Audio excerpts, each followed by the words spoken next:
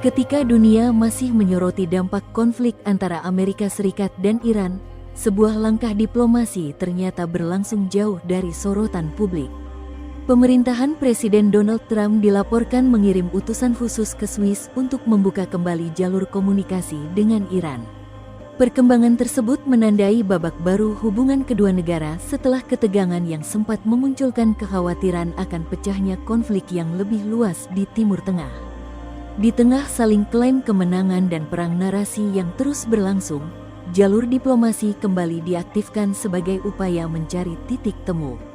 Menurut laporan yang berkembang, utusan Amerika Serikat melakukan komunikasi dengan pihak Iran melalui perantara diplomatik di Swiss.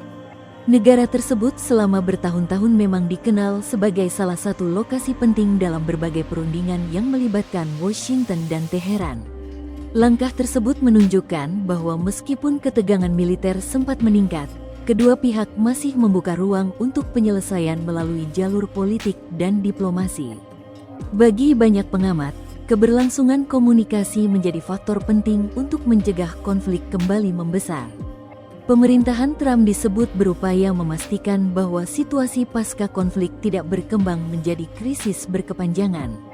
Melalui jalur negosiasi, Washington berusaha membangun mekanisme komunikasi yang dapat mengurangi risiko kesalahpahaman maupun eskalasi baru di kawasan. Di sisi lain, Iran juga dikabarkan tetap bersedia mengikuti pembicaraan melalui jalur diplomatik meskipun hubungan kedua negara masih diwarnai ketidakpercayaan yang mendalam. Selama bertahun-tahun, hubungan Washington dan Teheran memang mengalami pasang surut akibat berbagai persoalan, mulai dari program nuklir hingga rivalitas geopolitik di Timur Tengah. Swiss kembali memainkan peran penting sebagai mediator tidak langsung dalam proses tersebut.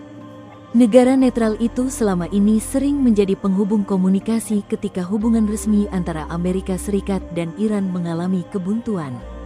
Perkembangan ini menarik perhatian karena terjadi tidak lama setelah kedua negara terlibat dalam periode ketegangan yang cukup serius.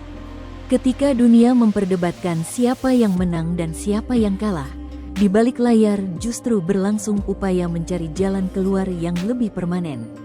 Sejumlah analis menilai diplomasi semacam ini seringkali menjadi indikator bahwa semua pihak menyadari tingginya biaya yang harus ditanggung jika konflik kembali bereskalasi.